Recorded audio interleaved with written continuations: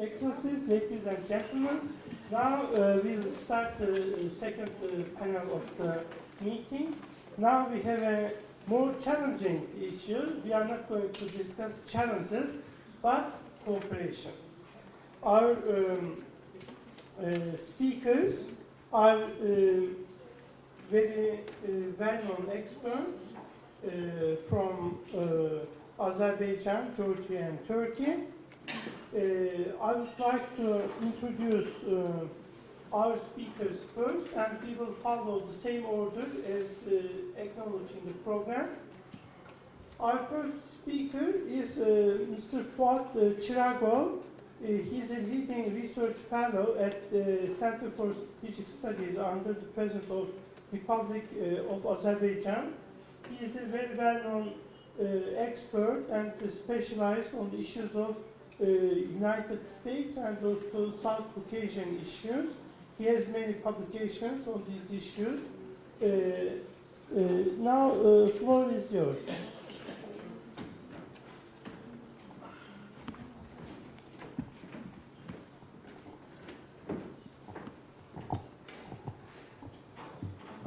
Dear friends, distinguished speakers, it's my pleasure to be here and to speak on behalf of my organization in front of such distinguished audience. It's always a pleasure for me to be in Georgia, my lovely city. I consider this city as my second hometown. Well, as already mentioned, this conference is the fifth in the series of the Trilateral conferences, which we organize it in Baku, Tbilisi, and Ankara. The distinguished speakers from our countries and other countries devoted hours and plenty of intellectual energy speaking about different aspects of our cooperation, beginning from energy, projects, regional security, transport, and logistics. We have published some of our previous reports of our speakers, so I'm not going to repeat what we have done and the importance of our achievements. The facts, numbers, different very professional evaluations of our activity out there. You can just Google and study them. Now it looks like that we have talked and discussed almost everything that our countries have done together and achieved. While it might seem that we have talked everything, it's always useful and fruitful to discuss and evaluate over and over our cooperation, the importance of cooperation and achievements. So we should continue to do it. At the same time, we called this panel as a new Drivers of Trilateral Cooperation to encourage and provoke us and our friends from expert community for brainstorming, to think and to look for new opportunities, new areas, new fields of possible cooperation beyond our traditional areas of cooperation. We cannot and should not be satisfied with the current level of cooperation, all successes and achievements, and we need to find out new ideas, new opportunities, and innovative ideas and approaches to maximize the potential of our cooperation for the interest and welfare of our countries and broader region. We materialize energy and transportation projects. We actively cooperate on military and security issues. Now we have to ask ourselves, what can we do together? The question, ideas, and answers around this question should be hotly discussed by expert communities, scholars, and decision makers of our countries. As members of the expert community, we have to produce new ideas about possible new fields of cooperation that have remained unnoticed, to give new incentives and drivers to deepen our relations. Truly, the cooperation among our countries is very good success story. It's a very good example of what cooperation and friendly relations can give to nations.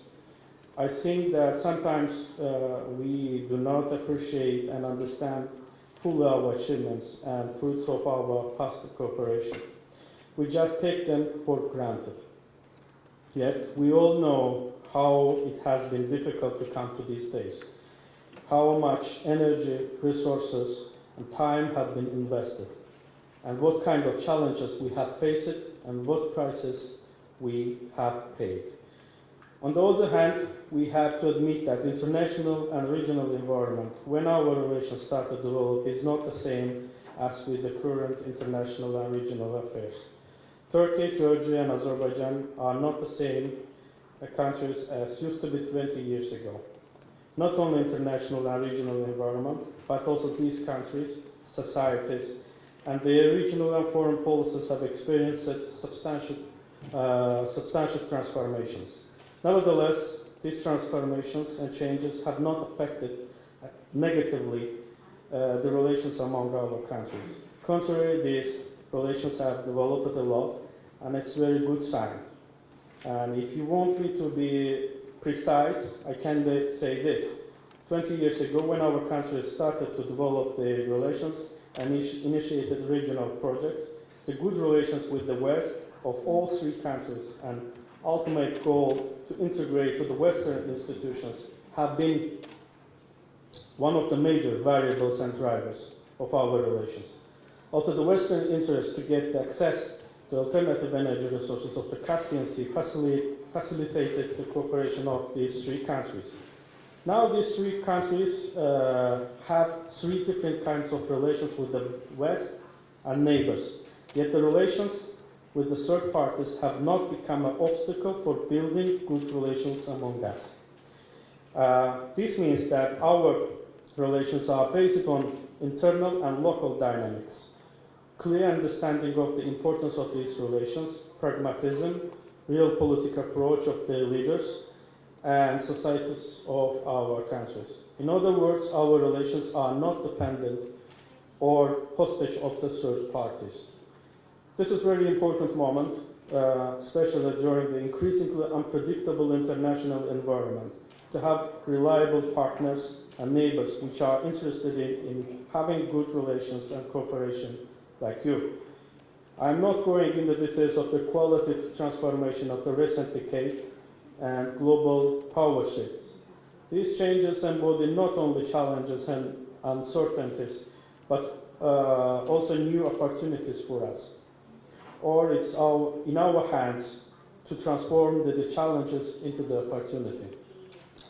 To be more specific, I think after around 5 centuries, our region is becoming one of the main centers of the international politics. As you know, as the importance of the historical Silk Road faded away, people in the middle of the Eurasian continent, which do not have a direct access to the sea, have become more isolated from the benefits of the trade and international development of the recent centuries. The remoteness from the main world transport routes became main obstacle for realization of the trade potential, natural and human resources of the inner part of the Eurasian continent. Beginning from the late medieval ages, as trade routes have moved from land masses of Eurasia to oceans, economic activity and progress concentrated on coastal areas of the oceans, and inner Eurasia became a more isolated, less relevant in global politics, and backyard of the regional empires. As the transportation of the huge volumes of goods through oceans became safer and cheaper, the inner Eurasia lost its role as a bridge between East and West. And I like it very much, one of the speakers, when he coined the very good phrase, the oxygen line. Now our countries have becomes the oxygen line not only for our countries but for broader region. The rise of China and its One Belt and One Road initiative have triggered the reversal paradigm shift about the role of the inner Eurasia.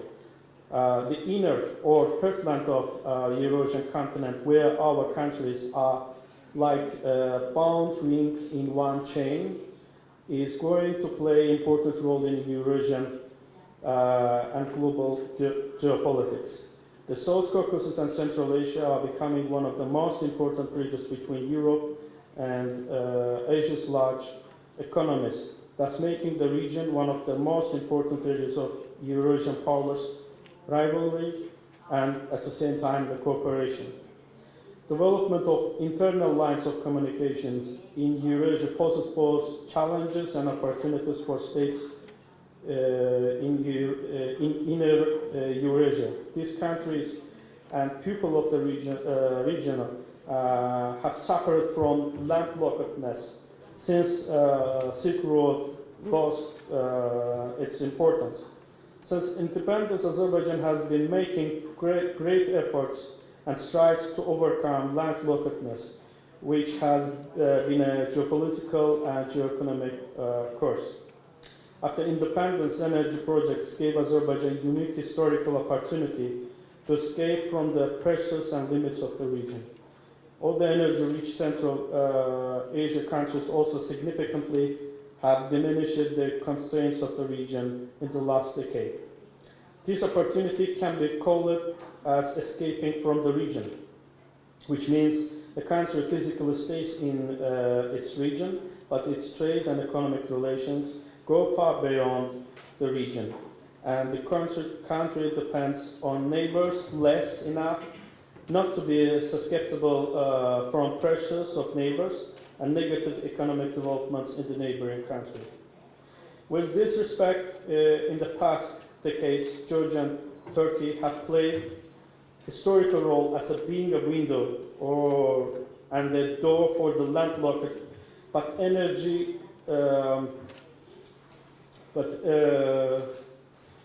excuse me.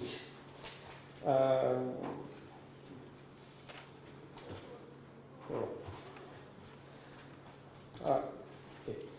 It seems that I lost. Resources, rich countries of the inner Eurasian continent. In other countries, in other words, by sharing naturally given functions, our countries together complement each other. Separately, our countries' strategic assets, one's geographic access to the seas, others' natural resources do not have any strategic value. Our countries' strategic assets become real strategic value only by complementing each other. Taking all this into account, now we have to think about and look at the untapped and unused non-energy and non-natural resources of the region. The inner of the Eurasian continent embodies enormous trade, economic, human, and other resources that need to be brought to the international market. At this point, I would like to go back to the beginning of my speech about the necessity of the new ideas and new approaches.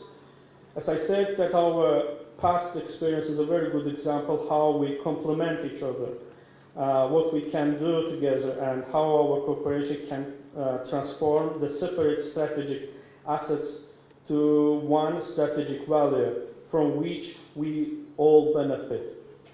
On these days, we celebrate another joint project which unites different strategic assets of our countries, TANAP. This mega and regional project, which once seemed a dream of distant future, demonstrates the capacity and potential of our cooperation. I think the realization of this project has to encourage us to look beyond the frontier of our potential for new opportunities. Thank you for your attention.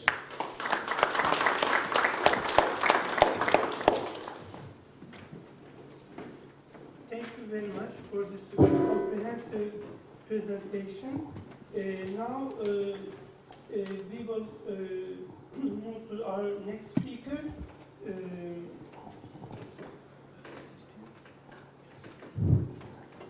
His Excellencies Ambassador Valeri Chechelashvili.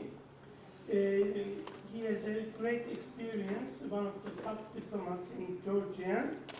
He served as Georgia's ambassador to Ukraine, Russia, but he also served as Secretary General of two very important international organizations, like DSEC, Black Sea Economic Cooperation Organization, between 2000 and 2004. He also served as Secretary General of Organization for Democracy and Economic Development, which is also known as GUAM. He served in this position between 2007 and 2016. He is now Senior Fellow at the Rondelli Foundation. Floor is yours. Thank you very much, Mr. Moderator, for this generous presentation. Ladies and gentlemen, it's a pleasure to see you after coffee break, demonstrating interest still to our workshop. I would like to congratulate you, Mr. Moderator, for your excellent presentation in the first session, as well as other speakers. It will be very difficult to compete with the first session, but we will try to do our best. A lot of things have been already said, so there is no need to read all this my statement which I have prepared, but I will try to present you some ideas on trilateral cooperation, its state of affairs, perspectives, about new ideas we're all speaking about, in order to just fuel discussion, and I prefer to have active Q&A session, frankly, Mr. Moderator, than just delivering statements. Now, let me start with assertion everybody will share in this hall, that trilateral cooperation of Azerbaijan, Georgia, and Turkey had already impressively established itself in the network of international relations and in the network of regional cooperation in particular. At the same time, there are questions. I think Mr. Mamadov, delivering his statement, said that this cooperation already should be taken into account by all other big players in the region. Are we really strong enough with our trilateral cooperation for other regional players like United States, European Union, Russia, or Iran to take it into account? And what we should do in order to further enhance our cooperation, open new areas, new avenues of cooperation, and maybe to better institutionalize it, and thus to gain more strength in the region. Actually, the goal of any diplomacy of any country is to build up partner and good neighbor relations with its immediate neighbors. Number one, to gain authority and reputation in the network of international relations, to expand its capacity for actions and the limit capacity for maneuvering for its opponents. And I think that our trilateral format perfectly suits all these goals. Although there is one component which hinders this trilateral cooperation, and I will come to this a little bit later. But if you ask question, did we already utilize potential of trilateral cooperation? The answer would be definitely yes, we did it. I will not enumerate these projects which are well known, but you can hardly find any three neighboring states in any part of the world which have so impressively implemented such a number of mega projects in comparatively limited time. And this is definitely success, which to my view has a great influence on regional developments and beyond. But does it mean that we have fully already utilized this potential. I don't think we have utilized it yet. And in order to utilize it fully, what do we need?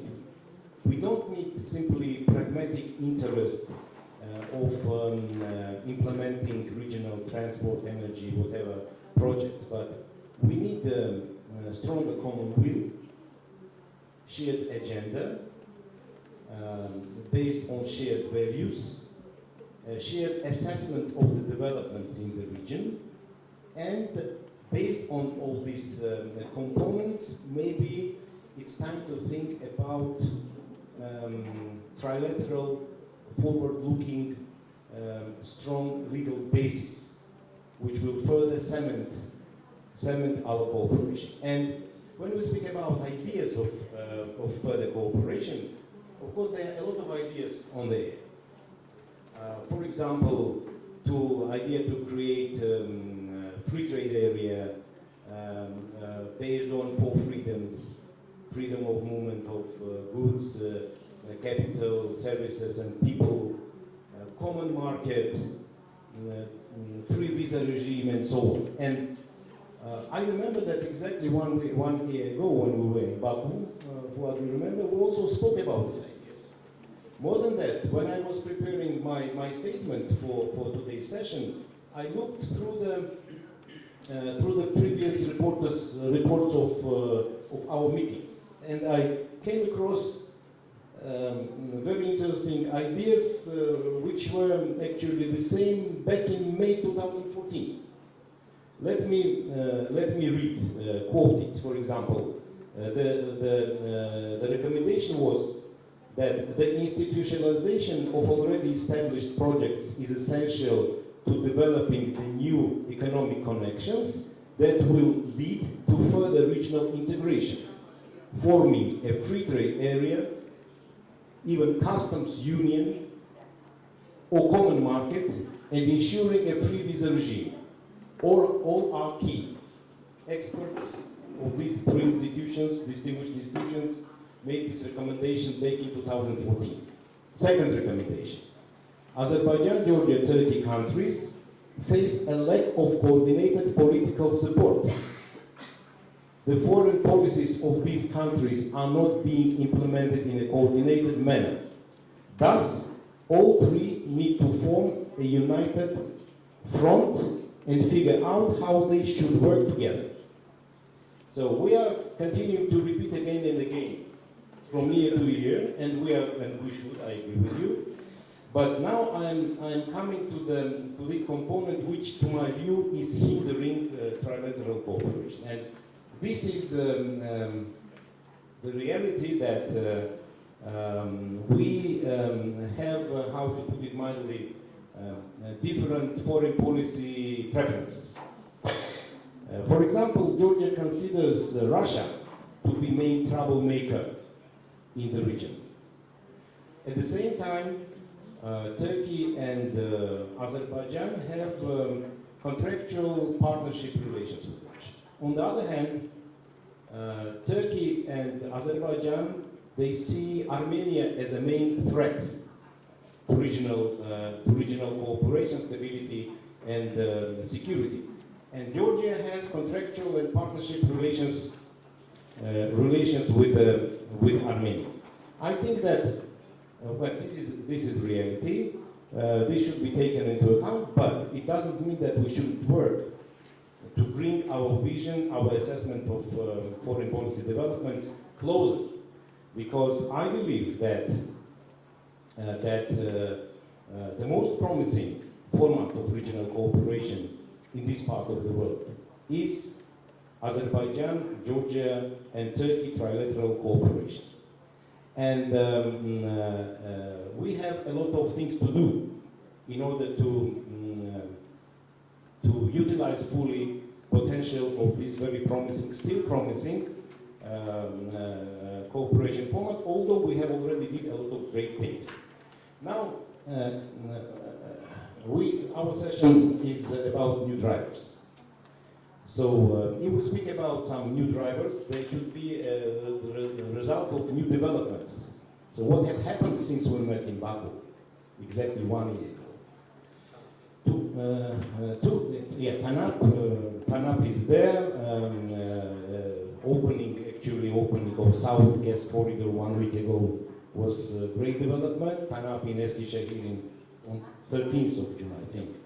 It's another, then TAP, which will become operational 2020, and will open the way for Azerbaijani gas, at least 10 billion cubic meters, which is not a big deal actually for European market, but this is very important from the point of view that it's the only alternative for European market.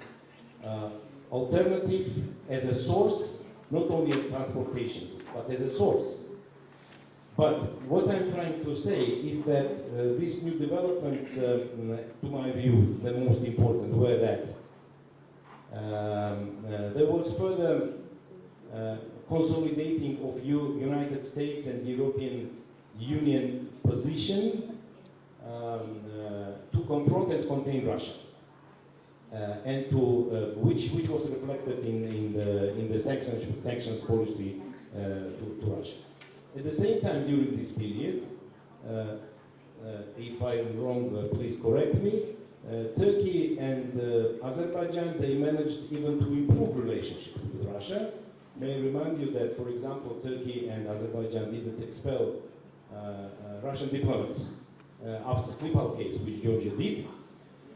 And also important development in the region was Armenian Velvet Revolution, which still they are not clear all the results and what will happen further. We have to wait.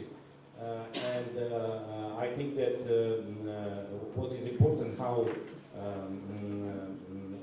parliamentary elections will take place in Armenia and what would be the results. But what is interesting that new Prime Minister, Mr. Nikol Pashinyan, paid one of his first visits to Tbilisi, which, to my view, opened new perspectives of bilateral Armenian-Georgian cooperation. In any way, it seems to me that now we have much better perspectives than with his predecessor, Mr. Sargsyan. And I hope that in due time, Mr. Pashinyan's government will bring this positive note also to wider regional cooperation process. This is my hope. Yes, mentioning a little bit.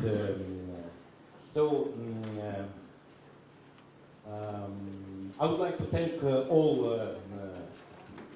all speakers, first of all, for very interesting food for thought. I think it will be, we need time to assess all we have heard here. And we may come up with some very good, new and interesting good ideas. But to start with, Dr. Metravelli started our morning saying that in changing security environment, trilateral cooperation is more needed, which is true, and of course we all agree to that. Dr. Farhad Mamadov said provided very interesting ideas. First, he mentioned that this trilateral cooperation is very interesting since also other countries are expressing their interest to join, and he mentioned trilateral meeting with Iran. And he also said that South Caucasus reflects all tendencies of Eurasia, saying that Georgia has its clear-cut policy to become EU and NATO member. Armenia is already member of CSTO and Eurasian Union, and Azerbaijan is a member of non-alignment movement. So it creates very interesting situation in the region, and it's a challenge, but we may turn this challenge into advantage, I believe. Also, Farhad, you said that we are already strong enough that for other regional players to take into account the factor of AGT. This is good point, but I would like for us to be even more stronger than we are today. Ambassador Ms. Fatma Ceren Yazgan said that we have to take into consideration global issues when we are speaking about regional cooperation, and she stressed that China and the West are not the unity. But I think that since they are not unity, we may serve both China and the European Union, first of all, as one of the most lucrative transportation corridor, although we have to do a lot of things to implement this idea. And Madam Ambassador also mentioned that AGT is in the middle of a new developing area trying to establish strategic partnership. I believe that it is the right way to establish this strategic partnership, and if this Strategic Cooperation Council will start to operate, it will only help this idea to come true. And she also mentioned that nobody believed that we will be able to do that, but we did it. And I agree with that, because region was very complicated. Remember that Turkish-Georgian border was exactly the border which was divided by Iron Curtain, where Warsaw Pact and NATO were confronting each other. And it was impossible. My generation, we remember well that it was impossible not only to cross, but even to approach this border. Now, with 1.2 million crossings last year, this border is one of the most safe and convenient border in the region, which is very good demonstration of the fact that in the new realities, even countries with difficult historic experience can develop completely new, qualitatively new relationship. What Georgia and Turkey did. So exactly it was the case. Tengiz Paladze said that leaders who contributed to this, who started this cooperation, were dreamers. Yes, maybe they were dreamers, but they supported their dreams with a very strong political will and great vision of the future. And that's why now we have all this success in the region. And now we lack, unfortunately, this common vision, which we all should work very much to elaborate. Dr. Javid Veliyev said that despite challenges, trilateral cooperation is on the right path, and it doesn't depend on internal changes, which is very important, because it means that it is already so well established, and the benefits of this trilateral cooperation is so vivid and so visible that nobody dares to challenge them. For Georgia, I can tell you that in Georgia we 4 times experienced the radical change of the whole political elite.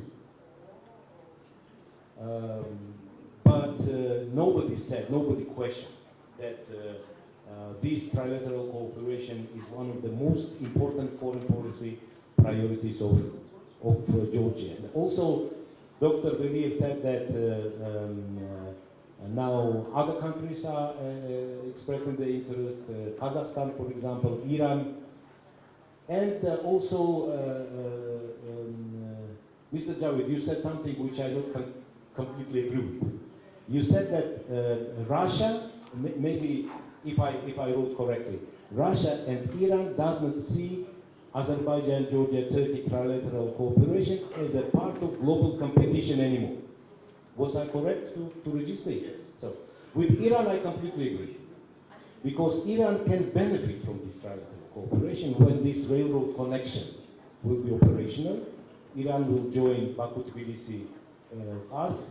Then also other issues are in the line. So with Iran I completely agree. With Russia, excuse me, I can't agree with you, because Russia sees every barrel of oil and every million cubic meter of gas provided to European market, not through Russia, as a personal challenge. And Russia is complete. I can tell you that my understanding is, and I have some experience of working with Russian authorities, that Russia is not happy with trilateral success of Georgia, Azerbaijan and Turkey. And I cannot believe that we may one day see format AGT plus Russia. It's very fantastic. For me, it's completely, it doesn't correspond to reality. Hope lies last. Huh? Hopes lies last. Well, hopes, yes, hopes are always there. Mr. Zurab Batiashvili said that we have created a very good format of Ministries of Foreign Affairs, Ministries of Defense, but we need to develop these formats further and new formats to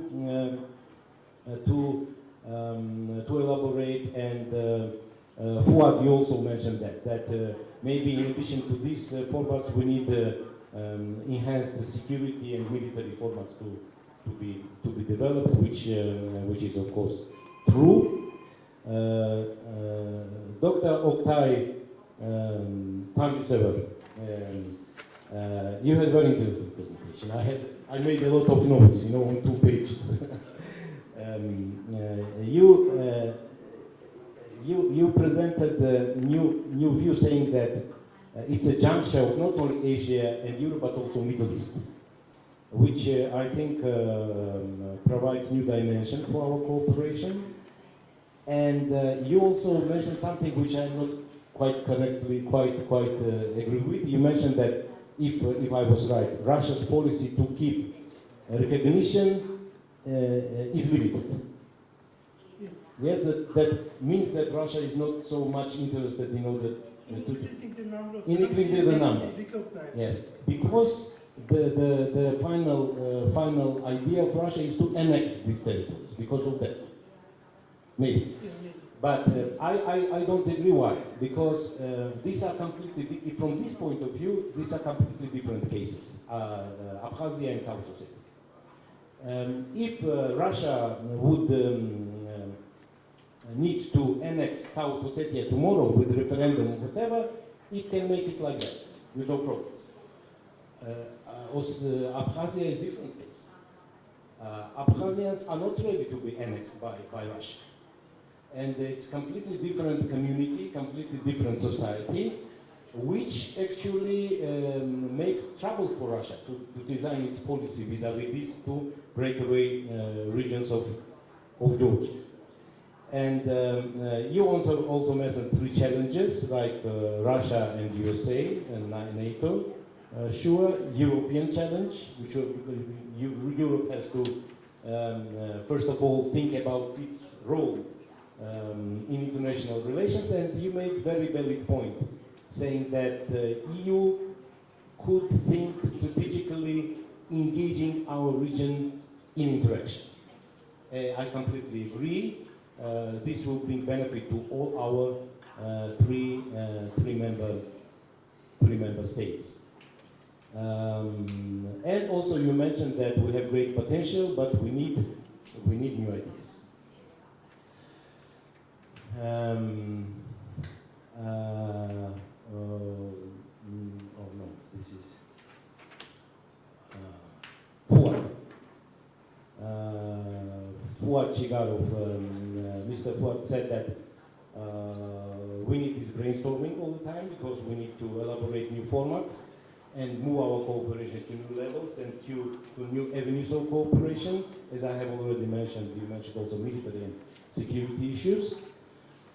I pretended to say that there are some differences in foreign policy assessments of 3 countries and that we have to work close in order to close these gaps because we need it very much in order to elaborate common future, and also there was a proposal to establish Strategic Cooperation Council.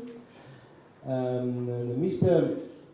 Aslan Yavuz-Shir said that stressed the importance of the region and strong involvement of big players in the region, and you elaborated on this issue in details. And you also, among the challenges, you also mentioned the status of Caspian Sea, which I can only agree with. And also, you mentioned, Mr. Shir, that AGT provides excellent connectivity, example to the east, which is again true. And I believe that this connectivity and our cooperation abilities to the East will also increase our attractiveness to the West and for the West. Now, to conclude all this, what maybe I have missed something, I beg your pardon if I did so, but I think the main conclusion is that AGT is a great format, and that already we have implemented a lot of impressive ideas. On the one hand, on the other hand, we all agree that it's not enough.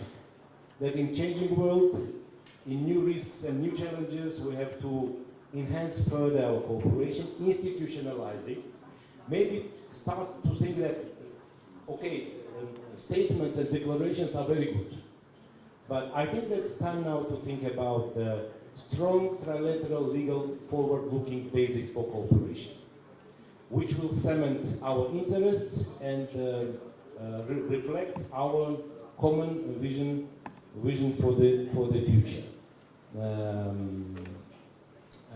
And we all agree that we need new ideas, and I think that the advantage of this forum is that we as an expert, we are not government officials of course, but this is also an advantage because we are free in order to provide our ideas, and we have to work hard in order to provide our authorities with new food for thought, with new ideas in order to make our cooperation even better. Thank you.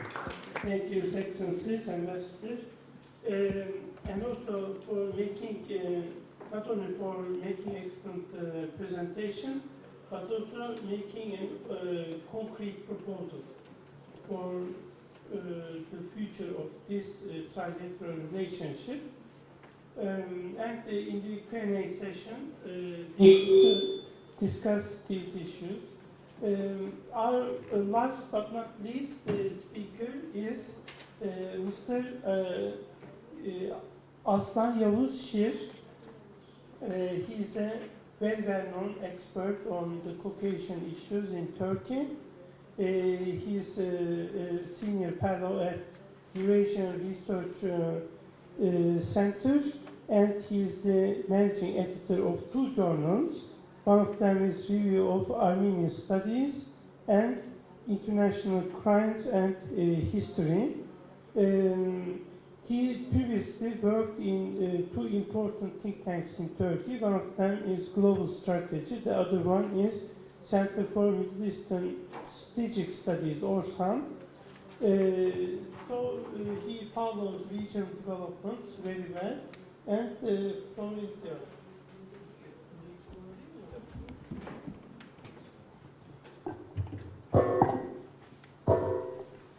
Thank you, Hocam. Actually, Professor Tansever is my professor at METÜ also. First, I would like to thank Mr. Ferhat Mehmedov, who is not here, but and my colleagues from SAM for their invitation and hospitality. Actually, Alim and SAM has been cooperating. They have a fruitful cooperation in several areas for a long time. I hope my contribution here will further our relations in the future. I would also like to thank Rondelli Foundation.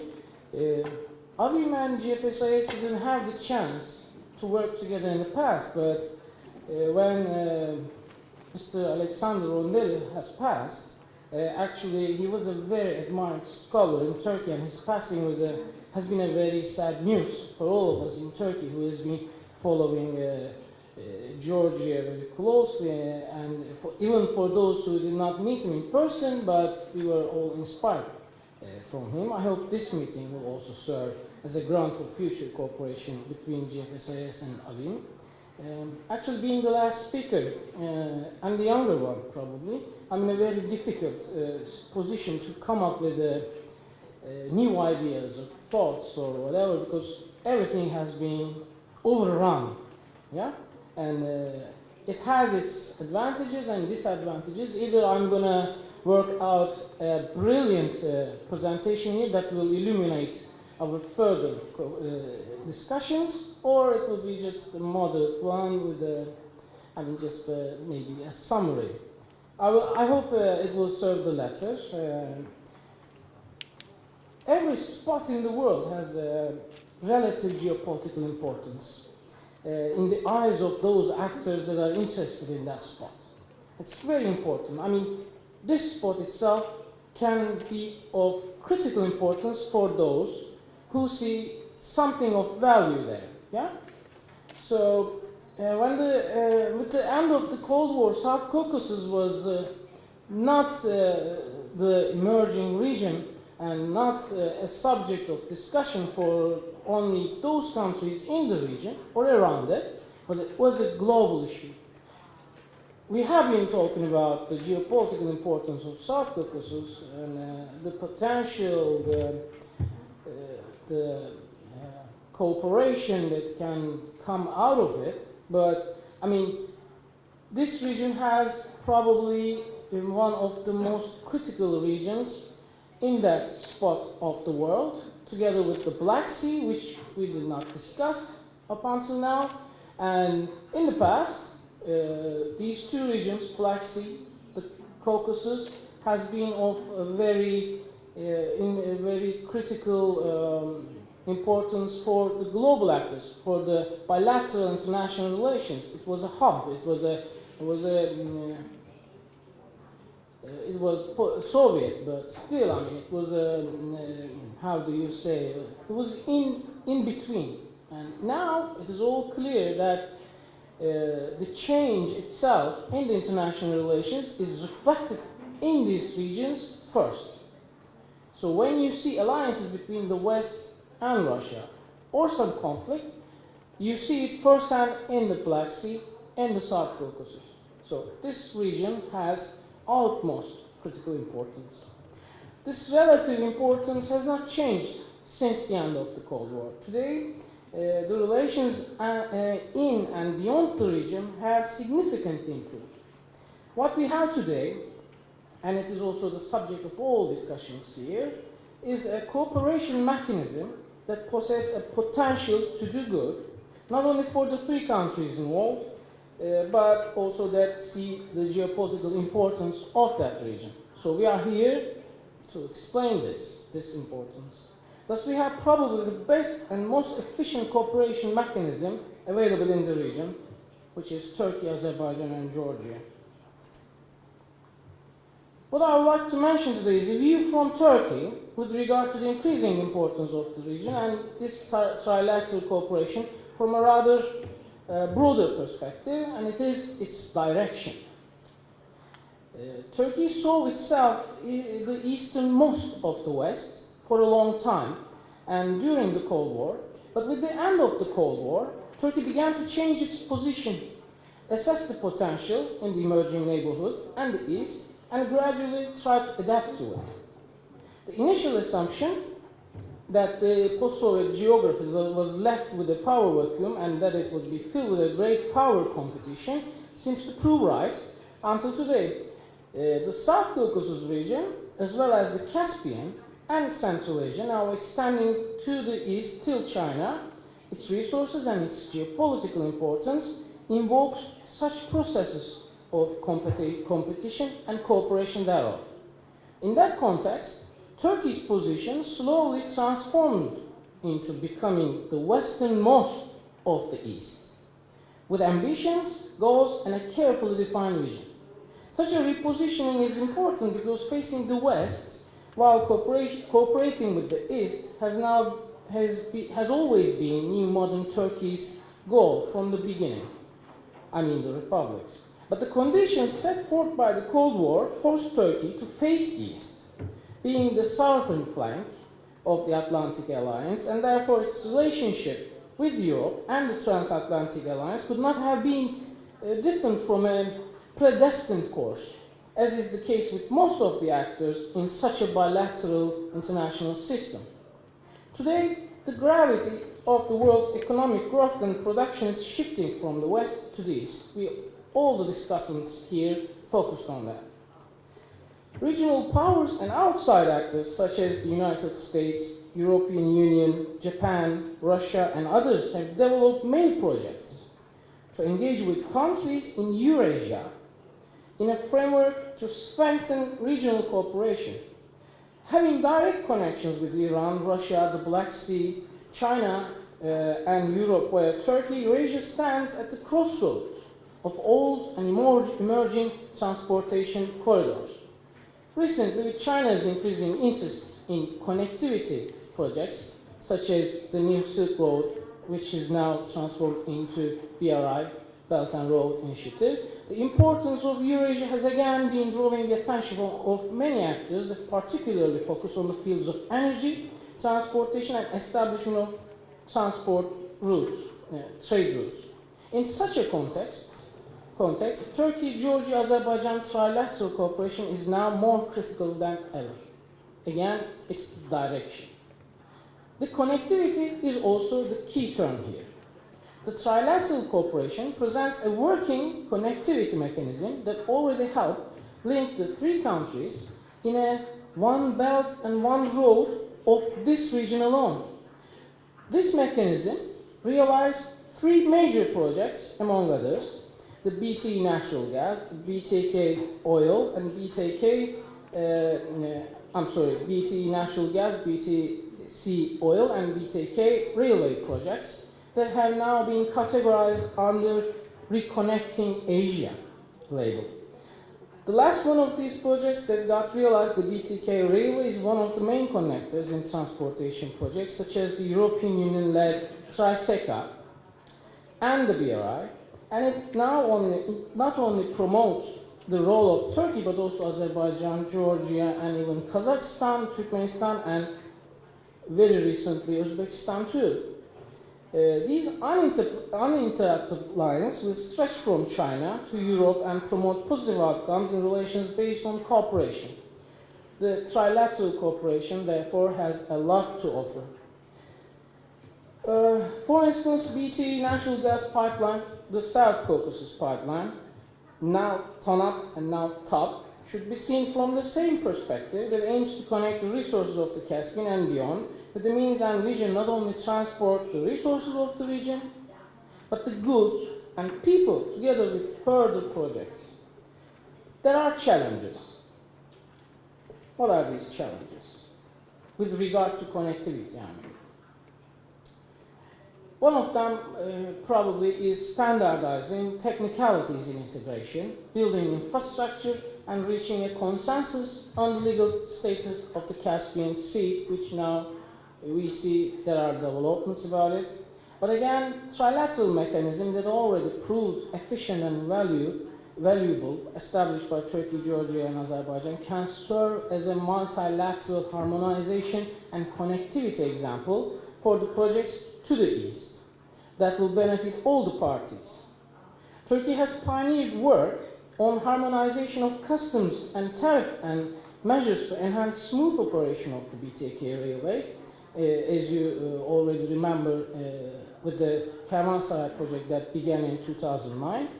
And Azerbaijan and Georgia as partners have successfully adapted to the process. It shows political willingness to overcome the obstacles to further integration is one of the most important factors that made it possible to get going. Thus, the regional trilateral mechanism is not limited to this region alone. At this point, it must not be forgotten that in this illuminating picture of regional cooperation, we still cannot talk about the South Caucasus region as a whole. There's one country, Armenia, that is missing from this whole picture. I won't be going into details, such as reasons behind the lack of willingness or independent political will, mind my saying, such as the economic potential, security perspective, or the credibility of Armenia's own domestic politics. But let me remind you of the fact that Armenia's self-induced isolation does not stem from Armenia's inability to establish bilateral or regional relations with its neighbors.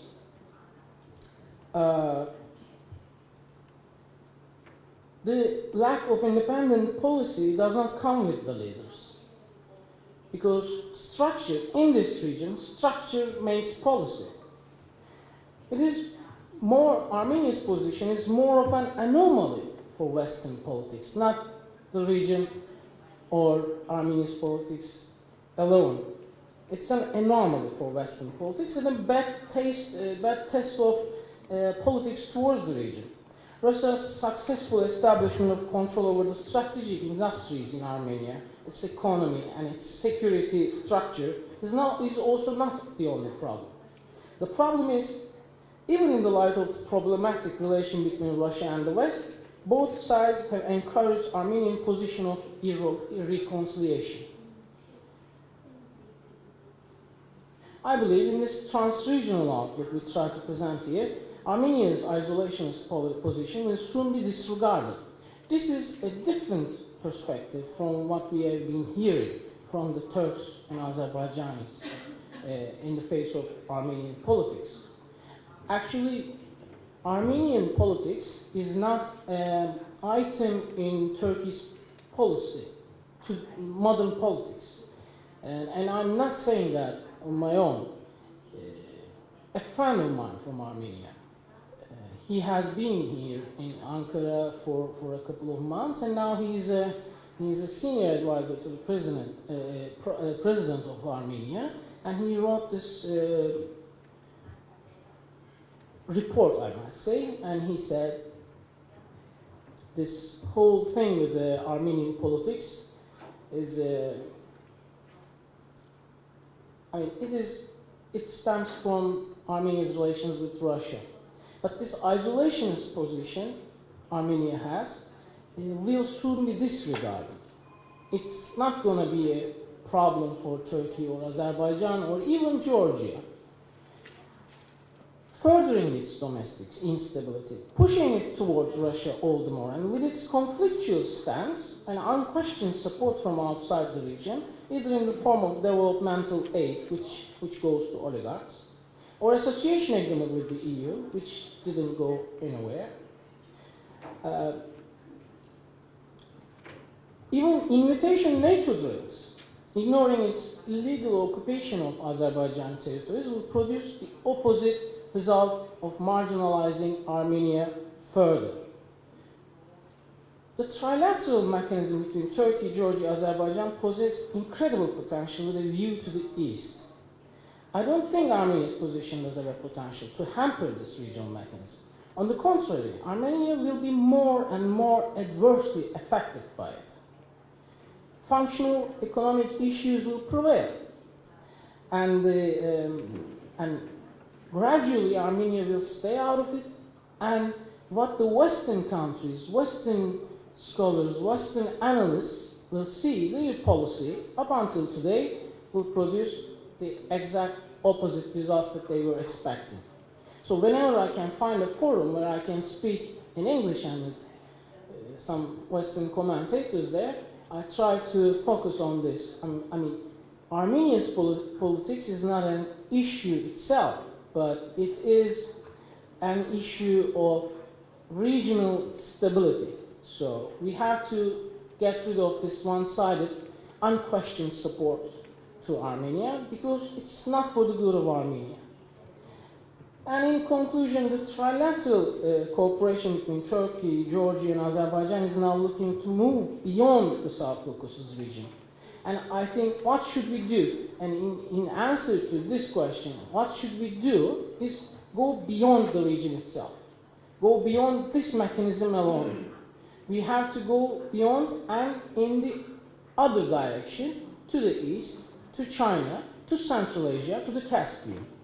Building on this experience, this mechanism can and should be focusing on its role as the buckle of the belt, through which the Eurasian region and its increasing potential meets the West. Thank you for your patience.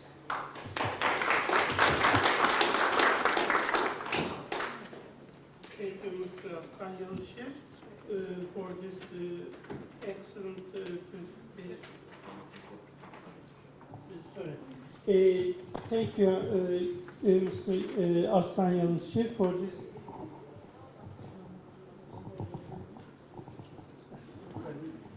Thank you, Mr. Aslan Yalışer, for this excellent presentation. I don't want to use my position as moderator to the disadvantage of the participants. I think you have 20 questions. I would like to give the floor to you and collect all questions at once and then turn to the speakers in the same order. Please, Dr. Valiev. Thank you very much. I have a question to Ambassador Tsatsilashvili. You said that we will witness near future that with government Pashinyan, Armenia will be part of regional integration. As you know that without the resolution of Nagorno-Karabakh conflict, Azerbaijan and Turkey against the Armenia to be part of this regional integration. How do you see the view of Pashinyan government regarding the relation with Turkey and occupation of Azerbaijan territories?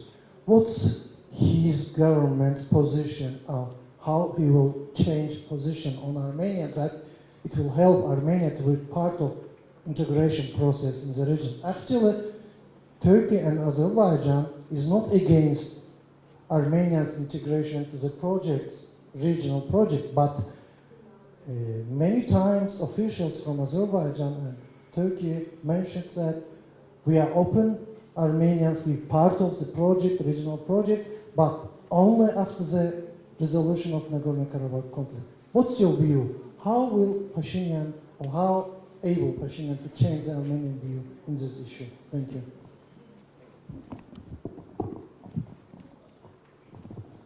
Other questions, comments? Yeah. Thank you very much, Foreign Minister of Economy. So my question goes to Mr. Yavuzher. It's half question, half comment.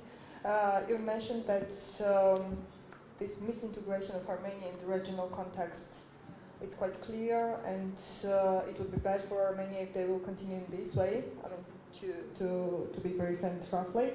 However, I would like to add that Armenia on its side, they are developing institutional reforms. Even in, for example, in adoption of the third energy packages, they are participant of the Eastern Partnership processes. So they are, it seems that they are looking the way out of this isolation process. And as it was mentioned before during this conference in the morning, during the morning session, Azerbaijan is oriented more on bilateral cooperation. So I would be interested in your view as an expert. What do you think about this issue? Maybe it's time for Azerbaijan to be more active on institutional level as well, to be part more active in EU integration, or not if EU integration, then on institutional level, on regional integration process. Thank you very much. Any other question or comment? Maybe let me start. Yeah. We have one question. Archie Degishidze, director of the Levan Mikhailidze Foundation. I have a mixture of comment and question. Of course, thank you very much for the excellent presentations. I'm very sorry not being from the beginning at this wonderful event. Regarding my comment plus question, yes, we do enjoy very good trilateral cooperation, and it was offered by Ambassador Tsatsilashvili to transform it into or institutionalize into a strategic trilateral partnership. And of course, I do think that this proposal does have its ground, because the quality of our trilateral cooperation is quite high. But when this relationship started in mid-90s, there was a huge driver for this cooperation, and it was existing hydrocarbons to get transported to Georgia, to Turkey, and maybe further. And at this point, to my understanding, we do not have a driver or potential driver of the same magnitude. Even hydrocarbons, they are no longer playing the role which they used to play in late 90s and early 2000s. Also, as was mentioned, our country's foreign policy priorities also, they are very kind of divergent, and that makes, of course, that's one of the impeding factors of further deepening of our cooperation. But my question is regarding the personal factor in the relationship. In those mid-90s through early 90s, early 2000s, personal factors did play a huge role.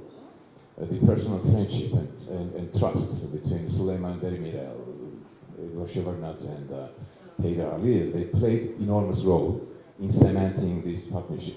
And this made that energy corridor project very much a top-down process.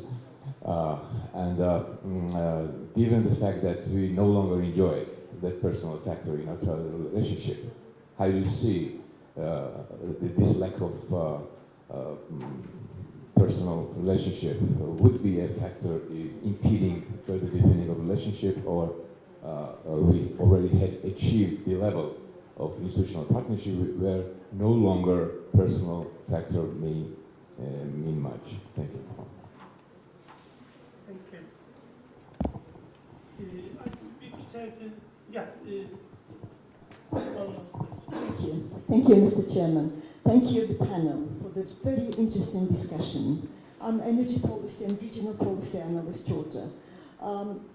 I have heard just recently that President Trump has addressed a letter of congratulation to President Aliyev, and this letter contains some offers of the solution of Karabakh conflict.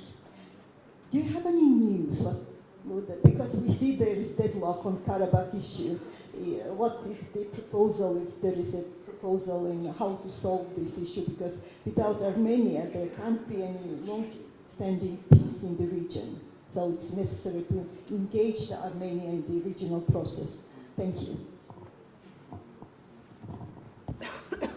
Thank you very much. Very interesting questions. I think the panel would be pleased to answer these questions. Should we follow the same speaking order, or because many questions were directed to you, or would you like your to? permission, I will try to. Yeah. Okay, thank you very much. Thank you for question, Mr. Valiev, Dr. Valiev. First of all, I didn't say that we will witness for sure.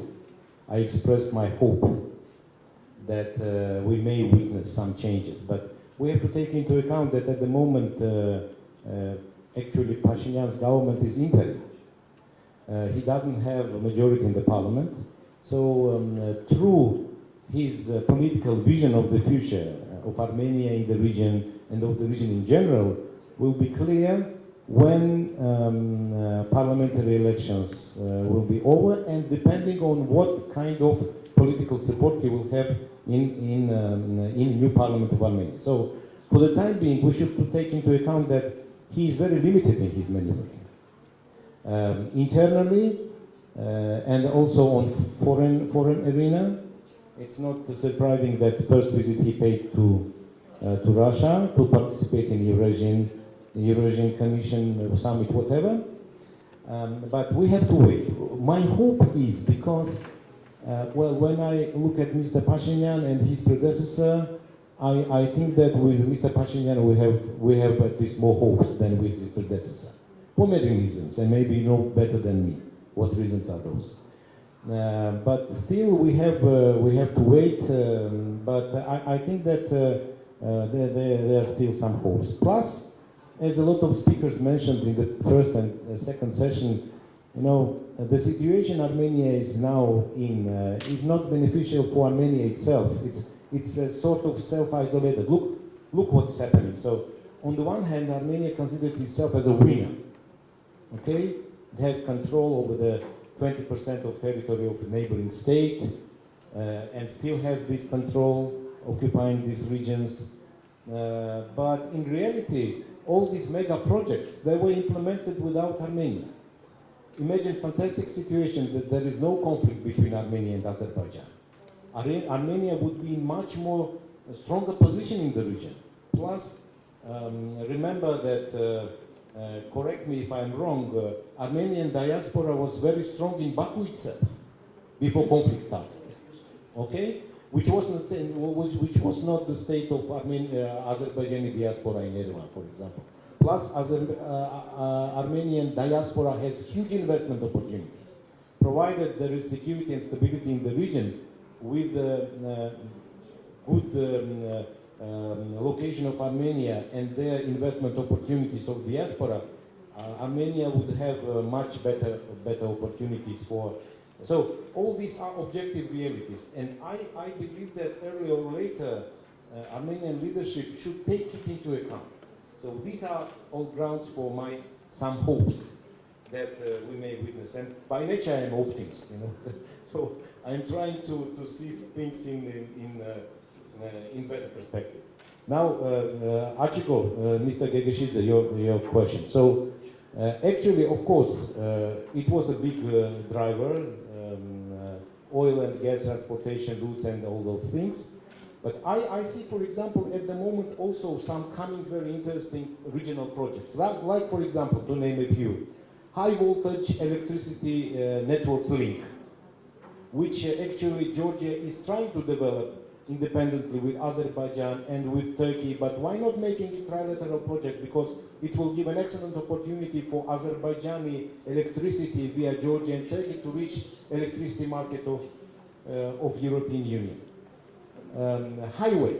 I spoke about this in Baku, Fuad, if you remember. Okay. Unfortunately, in this trilateral format, we are missing as a capital Ankara. Ankara is never mentioned. And at the same time, all three countries are developing their highways. Baku to Ganja and then further to Georgian border. Georgia from Georgian Azerbaijani border through Tbilisi Gori highway, which is functioning at the moment, and then further to Batumi. And on Turkish side, I think it's already operational from Georgian border to Ankara and further to Istanbul. So why not mapping this project, Baku, Tbilisi, Ankara as a trilateral project, which will be anyway, I think in 3, 4, 5 years period from now will be anyway implemented, but it will be politically very advantageous to put another this impressive project and to also, if necessary,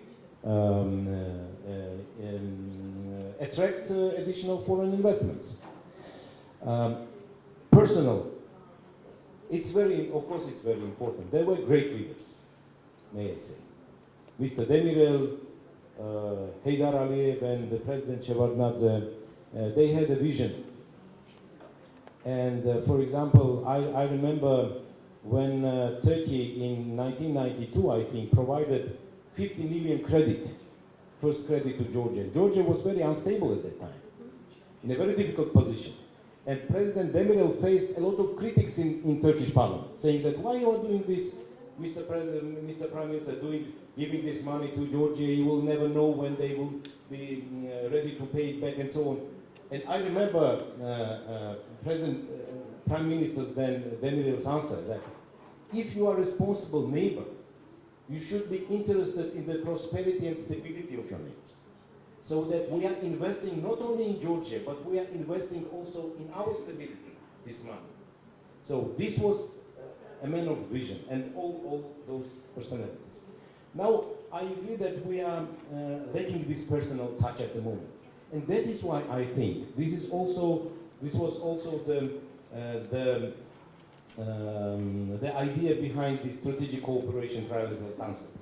If we lack this personal touch at the moment, we may create at least institutionalize our leaders' relationship in a way that it will develop their personal better understanding and elaborate better vision for the future. Thank you.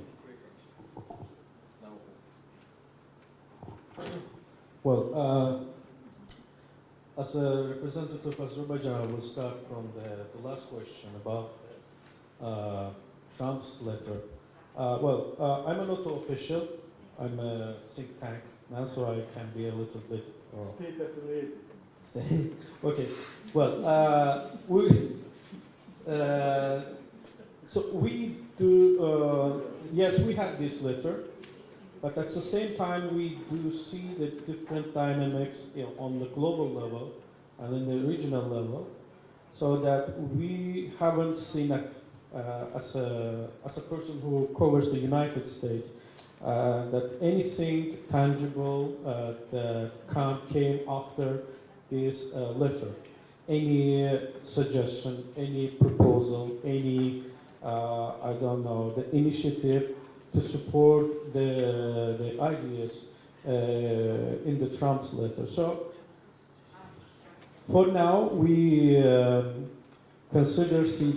see them as a diplomatic, good, well-looking, good the diplomatic phrases. So hopefully, the United States will be more active and support the ideas in that letter and be more active as mentioned in the letter. So I would like also to add Mr. Ambassador's comments about the drivers that I'm sorry that I forgot your name. Well, about that you said that we do not have any new drivers. Well, my speech was partly devoted that we should seek new ideas, new drivers. But at the same time, as I said, on these days we had another project, TANAP. Well, for now, these projects looks like the very natural and granted. We take them as granted. But at the same time, we must know that these projects have already cemented our cooperation, the background of our cooperation, that even without the new initiatives, even without the new ideas, that these relations, this trilateral format will survive in the coming decades. But of course, as I said, we have to seek new ideas and to work on new ideas. Thank you. And our last speaker. Please. Thank you for your brilliant question. I've been following your questions and they have all been great. And Armenian foreign policy is based on the idea that as a small power, as a small country in this region, that they can manage relations with both Russia, EU, and Russia and the US at the same time. This is managing international and managing its regional policy. But, I mean, it has not been successful. About the reforms and institutional developments in Armenia's foreign policy, Eastern Partnership, and even before that, I mean, association agreement with the EU, it failed. And it was revised, but I mean, now it's a very amorphous agreement. And as you already know, a dinner with Putin just finished it, and then there was EEC now.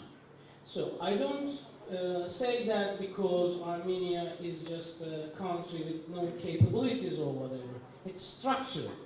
Armenia has always been under the influence of this structural developments. Armenian foreign policy could not have been, successfully resist to the pressures coming from the international relations because, I mean, both domestically and regionally, it is in no way in a position to resist such pressures. Just maybe one last thing to add to all this. I mean, there's a quotation that I use very frequently by philosopher Zygmunt Bauman. He writes in his book on Europe that modern insecurity doesn't derive from a dearth of protection, but from a lack of definition of it. So, Armenian foreign policymakers have a very strange and very hard time to identify their priorities. to be successful in the relations with the regional countries, there is a very easy way out: reconciliation on the matter of Nagorno-Karabakh, and then you move on forward. That's the basic idea. Thank you. Thank you. With this, we came. Sorry. Another one. I think we run out of time. Maybe during the break, if you want to, you already asked the question. Because we run out of time, and as a moderator, I would like to conclude this session to give the floor to our concluding session. I would like to thank all of our panelists for their excellent talks, and also you as participants with your very interesting questions, important questions.